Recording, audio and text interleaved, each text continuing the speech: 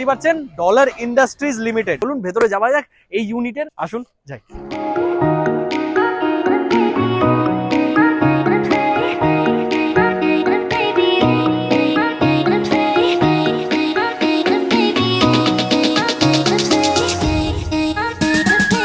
তো চলে এলাম কোঠারি হোজারিজ। এই যে বাক্সটা সেটা যাচ্ছে হচ্ছে রতলাম, মানে ভাবুন আমাদের এখান থেকে কোথায় কোথায় যাচ্ছে, যোগবানি, ওখানে আমি দেখতে পাচ্ছি সিওয়ান, এটা পাটনা, ওটা নয়ডা।